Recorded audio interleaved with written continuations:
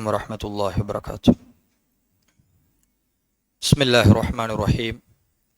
الحمد لله رب العالمين. الصلاة والسلام على أشرف الأنبياء والمرسلين وعلى آله وصحبه أجمعين. أما بعد. கண்ணியத்துக்குரிய அல்லாஹ்வின் நல்லடியார்களே, அன்பு சகோதரர்களே, புனிதமிக்க ரமலானுடைய மாதத்தில் ஒவ்வொரு ஃபஜ்ருடைய தொழுகைக்கு பின்னாடியும் நபிகள் நாயகம் ஸல்லல்லாஹு அலைஹி வஸல்லம் அவர்களுடைய நபி வழி தொழுகை எப்படி இருந்தது, எமது வாழ்வில் தொழுகையுடைய அம்சங்களில் என்னென்ன விடயங்களை நாங்கள் திரித்து கொள்ள வேண்டும் என்கின்ற தலைப்பில் மிக முக்கியமான விடயங்களை நாம் தொடராக பார்த்து வருகிறோம். அந்த அடிப்படையில் நேற்றைய தினம் தொழுகையினுடைய அர்கான்கள், தொழுகைக்கென்று நபிகள் நாயகம் ஸல்லல்லாஹு அலைஹி வஸல்லம் அவர்களால் சொல்லப்பட்ட முக்கியமான அர்கான்களை யார் விடுவாரோ அதனூடாக அவருடைய தொழுகை பாத்திலாகிவிடும் என்று நாங்கள் பார்த்தோம். இந்த அர்கான்கள் என்றும் வாஜிபாத்துகள் என்றும் சுன்னத்துகள் என்றும் எதன் அடிப்படையில் பிரிக்கப்பட்டிருக்கிறது அப்படி என்று நாங்கள் பார்க்கின்ற பொழுது, குர்ஆனிலும் ஹதீஸிலும் வந்திருக்கின்ற ஏவலுக்கும் கட்டளைக்கும் ஏற்ப, அதனுடைய ஒவ்வொரு வெயிட்டுக்கும் ஏற்பதான் அறிஞர்கள் அவைகளை அர்கான்கள், வாஜிபாத்துகள், சுன்னாக்கள் என்று பிரித்திருக்கிறார். இப்போ உதாரணத்திற்கு நாம் முதலாவது பார்த்தோம், தொழுகையினுடைய அர்கான். நின்று தொழ முடியுமானவர் கட்டாயமாக நின்றுதான் தொழ வேண்டும். நின்று தொழ முடியுமான நிலையில் ஒருவர் ஃபர்லான தொழுகையை உட்கார்ந்து தொழுதால் அவருடைய தொழுகை பாத்திலாகிவிடும். இதை அல்லாஹு தஆலா குர்ஆனிலே சொல்கின்ற பொழுது சொல்கிறான், கூமு லில்லாஹி கானித்தீன், நீங்கள் தொழுகின்ற பொழுது உள்ளச்சம் உடையவர்களாக அல்லாஹுவை நின்று வணங்குங்கள். கூமு. அப்ப அல்லாஹுடைய குர்ஆனில் ஒரு கட்டளை வந்தால், ஒரு ஏவல் வந்தால், அது வுஜூப், கட்டாயமாக செய்ய வேண்டும் என்பதை வேண்டி நிற்கும். இதுதான் ஃபிக்ஹ் கலையில் மிக முக்கியமான ஒரு உசூல். எங்காவது ஒரு இடத்தில் குர்ஆனிலோ ஹதீஸிலோ ஒரு ஏவல், ஒரு கட்டளை வந்து விடுமாக இருந்தால் அது கட்டாயம் செய்ய வேண்டும் என்பதை வலியுறுத்தும். அதனால்தான் அறிஞர்கள் கியாம், நின்று தொழுதல் என்பது தொழுகையினுடைய கட்டாயமான அர்கான்களில் ஒன்று, அதை விட்டால் தொழுகை பாத்தில் என்று சொன்னார். இரண்டாவது என்ன பார்த்தோம்? தக்பீரத்துல் இஹ்ராம், அல்லாஹ் அக்பர் என்று நாங்கள் ஆரம்ப தக்பீரை வாயால் மொழிவது, தக்பீரத்துல் இஹ்ராமை வாயால் மொழிவது. இதை ரசூலுல்லாஹி ஸல்லல்லாஹு அலைஹி வஸல்லம் சொல்கிறார்கள், இதா கப்பரல் இமாமு ஃபகப்பிரு, இமாம் அல்லாஹ் அக்பர் என்று தக்பீர் சொன்னால் நீங்களும் அல்லாஹ் அக்பர் என்று தக்பீர் சொல்லுங்கள், நபிகளாருடைய கட்டளை. எனவே அல்லாஹுடைய தூதருடைய கட்டளையும் ஏவலும் வாஜிபை, கட்டாயம் செய்ய வேண்டும் என்பதை வலியுறுத்தும் என்கின்ற அடிப்படையில் இரண்டாவதாக தக்பீரத்துல் இஹ்ராமை அறிஞர்கள் கொண்டு வந்திருக்கிறார். எனவே ஒருவர் அல்லாஹ் அக்பர் என்கின்ற தக்பீரத்துல் இஹ்ராமை மொழியாமல் தக்பீர் கட்டி தொழுவாராக இருந்தால் அவருடைய தொழுகையும் பாத்தில். எனவே இந்த ஒவ்வொன்றும் ஹதீதுகளை முன்னிறுத்தித்தான் கண்ணியத்துக்குரிய சகோதரர்களை கொண்டு வரப்பட்டிருக்கிறது. எனவே தொழுகையினுடைய அர்கானில் மூணாவது அம்சம், மிக முக்கியமான அம்சம், நாங்கள் தெரிந்து கொள்ள வேண்டிய, அநேகமானவர்கள் பிழையாக செயற்படுத்துகின்ற ஒரு அம்சம், சூரத்துல் ஃபாத்திஹா. சூரத்துல் ஃபாத்திஹாவை ஃபர்லு தொழுகையானாலும் சுன்னத்து தொழுகையானாலும் நாங்கள் கட்டாயமாக அதை ஓத வேண்டும். ஏனென்றால் அல்லாஹுடைய தூதருடைய கட்டளை, லா ஸலாத லிமன் லம் யக்ரா பிஃபாத்திஹத்தில் கிதாப், எவரொருவர் சூரத்துல் ஃபாத்திஹாவை தொழுகையில் ஓதவில்லையோ அவருக்கு தொழுகையே கிடையாது என்று சொன்னார். எனவே இந்த ஹதீஸின் பிரகாரம் தான் மூன்றாவதாக தொழுகையினுடைய அர்கானில் சூரத்துல் ஃபாத்திஹாவை அறிஞர்கள் கொண்டு வந்தார். எவர் ஃபர்லு தொழுகையானாலும் சுன்னத்து தொழுகையானாலும், அது முன்பின் சுன்னத்தாக இருக்கலாம், தராவீஹுடைய தொழுகையாக இருக்கலாம், என்ன சுன்னத்து தொழுகையை நீங்கள் தொழுகின்ற பொழுதும் சூரத்துல் ஃபாத்திஹாவை நீங்கள் அதில் ஓதாவிட்டால் உங்களுடைய தொழுகை பாத்திலாகிவிடும். இந்த ஹதீஸை நபிகள் நாயகம் ஸல்லல்லாஹு அலைஹி வஸல்லம் அவர்கள் சொன்னதற்கு ஏற்பதான் இது தொழுகையினுடைய மூன்றாவது அர்கானாக இருக்கிறது. இப்ப கண்ணியத்துக்குரிய சகோதரர்களே, இமாம் ஜமாத்தோடு தொழுகின்ற ஒரு மூமின் சூரத்துல் ஃபாத்திஹாவை ஓதுகின்ற விடயத்தில் எவ்வாறு நடந்து கொள்ள வேண்டும்? ஒரு ஹதீஸ், சூரத்துல் ஃபாத்திஹா ஓதாவிட்டால் தொழுகை பாத்தில். அதே நேரம் குர்ஆனுடைய ஒரு வசனம் வருகிறது, சூரத்துல் அராஃப் 204வது வசனம், வஇதா குரியல் குர்ஆனு ஃபஸ்தமிஉ லஹு வ அன்சிது லஅல்லகும் துர்ஹமூன். குர்ஆன் ஓதப்பட்டால் அதை நீங்கள் காது தாழ்த்தி கேளுங்கள். வ அன்சிது, வாய் மூடி மௌனமாக இருங்கள், நீங்கள் அருள் செய்யப்படலாம் என்று அல்லாஹுடைய திருமறை குர்ஆனிலே அல்லாஹ் சொல்கிறான். இப்ப இந்த வசனத்தை வைத்துத்தான் சூரத்துல் ஃபாத்திஹாவுடைய விடயத்தில் தொழுகையில் அறிஞர்களுக்கு இடையில் பாரிய கருத்து வேறுபாடு இருப்பதை நாங்கள் பார்க்கிறோம். இமாம் சூரத்துல் ஃபாத்திஹா ஓதுகின்ற பொழுது மஅ்மூமும் ஓத வேண்டுமா, அல்லது இமாம் ஓதுவதை மஅ்மூம்கள் கேட்டுக்கொண்டிருக்க வேண்டுமா, அல்லது இமாம் ஓதி முடித்ததன் பின்னாடி மஅ்மூம்கள் ஓத வேண்டுமா? ஏன் குர்ஆனுடைய வசனம் எங்களுக்கு தடையாக இருக்கிறது? இமாம் ஓதினால் இதா குரியல் குர்ஆன், குர்ஆன் ஓதப்பட்டால் நீங்கள் வாய் மூட வேண்டும். எனவே நாம் எப்ப சூரத்துல் ஃபாத்திஹா ஓதுற? இமாம் சூரத்துல் ஃபாத்திஹா ஓதினால் குர்ஆன் ஓதப்படுகிறது, நாம் காது தாழ்த்தி கேட்க வேண்டும், வாய் மூட வேண்டும் என்று அல்லாஹ் குர்ஆனிலே சொல்லிட்டான். எனவே நாம் தக்பீரை கட்டி வஜ்ஜஹத்தை ஓதுகிறோம். இமாம் சூரத்துல் ஃபாத்திஹாவை ஆரம்பித்து விட்டால் நாமும் இமாமோடு சேர்ந்து சூரத்துல் ஃபாத்திஹாவை ஓதினால் குர்ஆனுடைய வசனத்துக்கு முரண். குர்ஆன் என்ன சொல்கிறது? சூரத்துல் ஃபாத்திஹாவோ குர்ஆனுடைய எந்த ஆயத்து ஓதப்பட்டாலும் நீங்கள் அதை காது தாழ்த்தி கேட்க வேண்டும், வாய் மூடி மௌனமாக இருக்கணும். அப்ப இமாம் ஓதுகின்ற பொழுது நாம் வாய் மூடி மௌனமாக சூரத்துல் ஃபாத்திஹாவில் இருந்தால் ரசூலுல்லாஹ்வுடைய ஹதீஸ் என்ன சொல்கிறது? சூரத்துல் ஃபாத்திஹா ஓதாட்டி தொழுக பாத்தில். இப்பதான் மஅ்மூம்கள் குழம்பி போகிறோம், எப்படி நாங்க சூரத்துல் ஃபாத்திஹா ஓதுறோம். சில பள்ளிவாசல்கள்ல ஒரு நடைமுறை இருக்கிறது, இமாம் சூரத்துல் ஃபாத்திஹாவை ஓதிவிட்டு கொஞ்ச நேரம் டைம் தருவார். அடுத்த சூறாவை ஆரம்பிக்கிறதுக்கு முன்னாடி அவசரமாக மஅ்மூம்கள் சூரத்துல் ஃபாத்திஹாவை ஓதிக்கொள்வதற்கு. இப்படி பலதரப்பட்ட விடயங்களை கணியத்துக்குரிய சகோதரர்களை பார்க்கிறோம். இதில் பல கருத்து வேறுபாடு இருக்கு.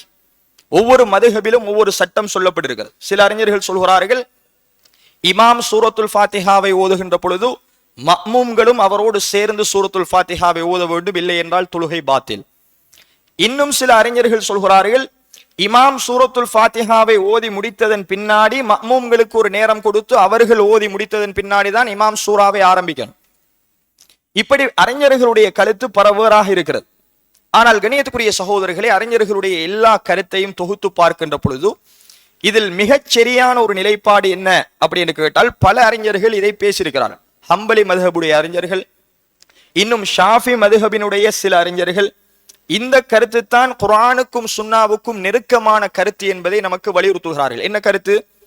ஒரு குர்ஆன் வசனமும் ஒரு ஹதீஸும் நேருக்கு நேரே மோதினால், நாம் தெளிவாக புரிந்து கொள்ள வேண்டும், குர்ஆனும் அல்லாஹுடைய வஹி, ஹதீஸும் அல்லாஹுடைய வஹி, ரெண்டும் ஒன்று கொண்டு முரண்படாது. அல்லாஹுடைய வார்த்தை ஒன்று கொண்டு முரண்படாது. ஆனால் ஒன்றுக்கொன்று முரண்படுகிற மாதிரி எங்களுக்கு தோன்றினால், இப்ப இந்த ஹதீஸும் குர்ஆன் வசனமும் முரண்படுது. ஹதீஸ் சொல்கிறது சூரத்துல் ஃபாத்திஹா ஓதாட்டி தொழுக பாத்தில். குர்ஆன் வசனம் சொல்கிறது குர்ஆன் ஓதப்பட்டால் நீங்கள் எதையும் பேசக்கூடாது, வாய் மூடி மௌனமாக இருக்க வேண்டும், காது தாழ்த்தி கேட்க வேண்டும்.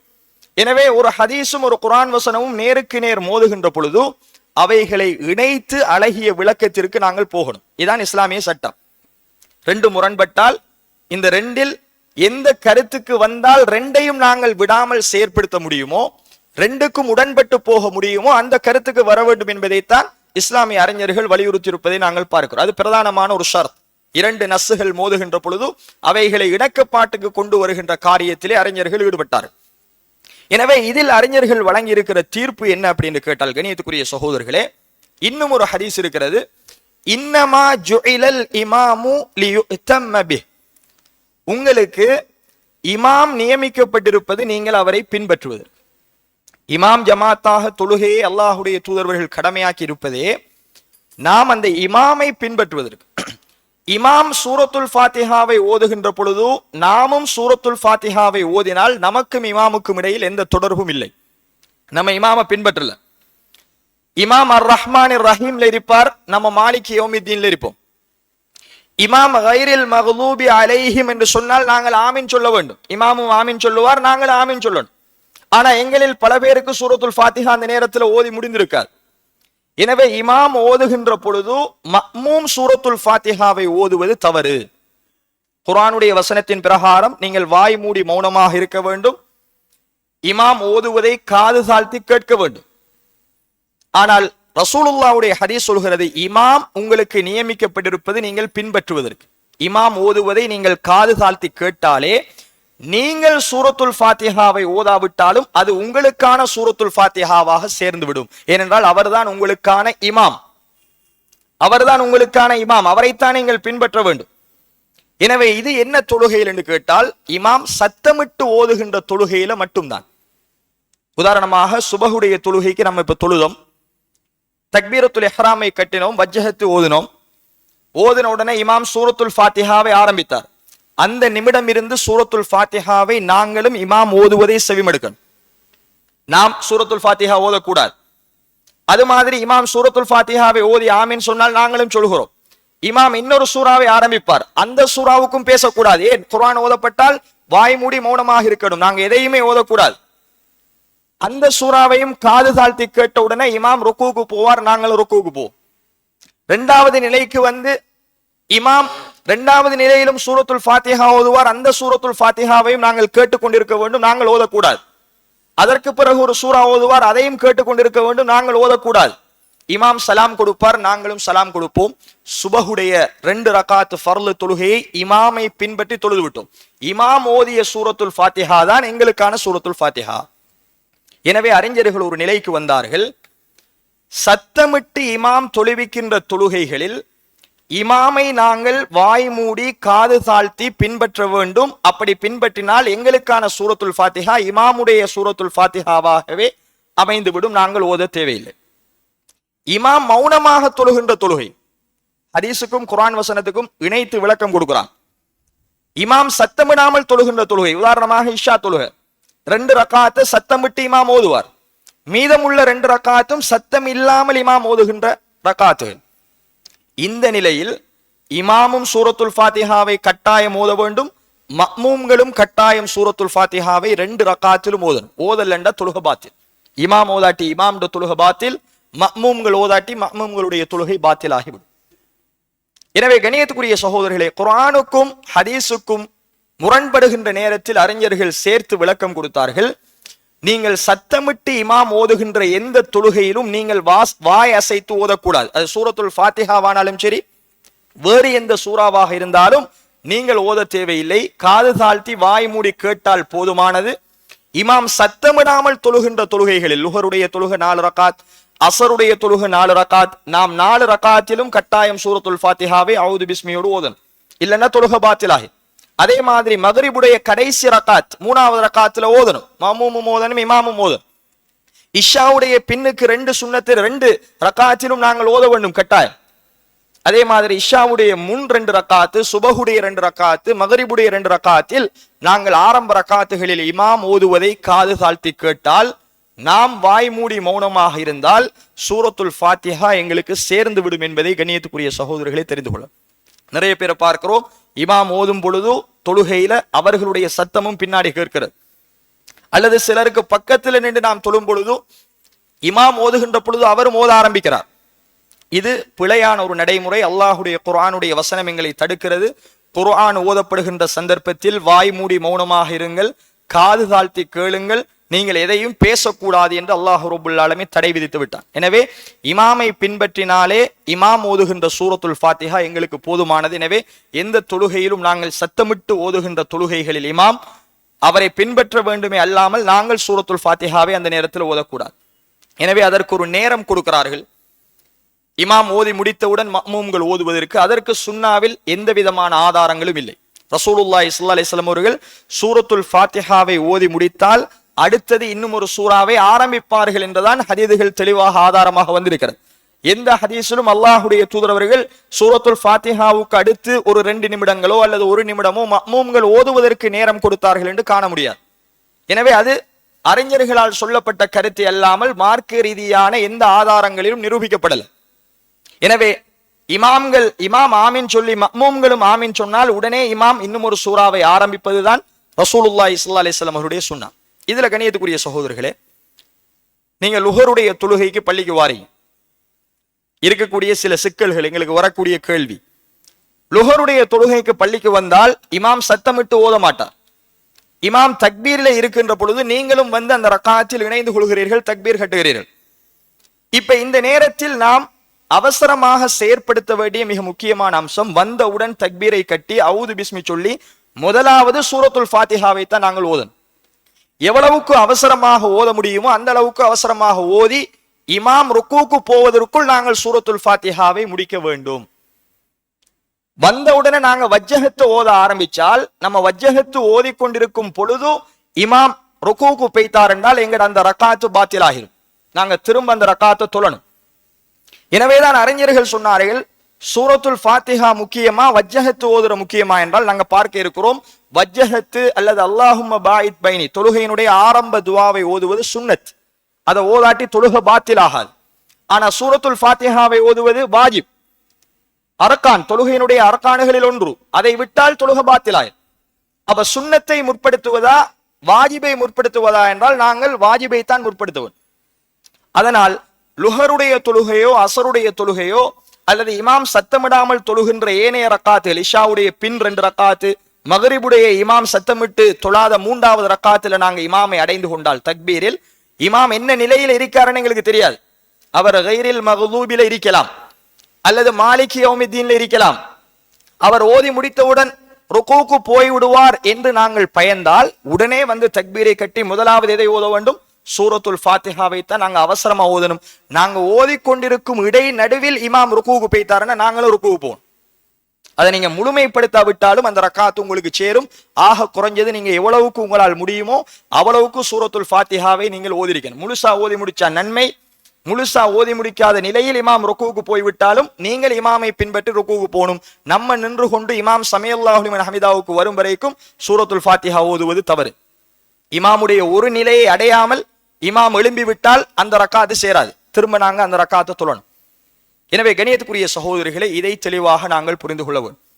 அதே நேரம் சத்தமிட்டு ஓதுகின்ற தொழுகையில இமாம் வேறொரு சூறாவை ஓதிக்கொண்டிருக்கிற பொழுதுதான் நம்ம பள்ளிக்கு வாரோம்.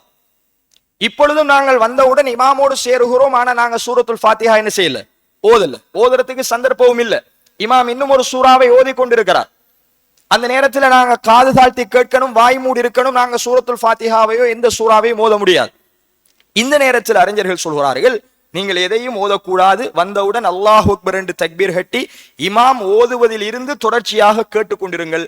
இமாம் முன்னர் ஓதிய சூரத்துல் ஃபாத்திஹா அந்த ஜமாத்தை நீங்கள் அடைந்து கொண்டதனால் உங்களுக்கும் ஓதியதாகத்தான் அது பதிவு செய்யப்படும். உங்களோட தொழுகை பாத்திலாகாது. எந்த கோணத்துல பார்த்தாலும் மார்க்கம் தெளிவான வழிகாட்டலை எங்களுக்கு தந்திருக்கிறது. எனவே கணியத்துக்குரிய சகோதரிகளே, சூரத்துல் ஃபாத்திஹாவுடைய விடயம் அரக்கான், தொழுகையினுடைய முக்கியமான தூண். அது ஓதப்படாவிட்டால் அது பாத்திலாகிவிடும் தொழுகை. எனவே இமாம் ஜமாத்துடைய தொழுகையில இமாம் சத்தமிட்டு ஓதுகின்ற தொழுகைகளில் நாம் மௌனித்து காது தாழ்த்தி இமாமை பின்பற்ற வேண்டும்.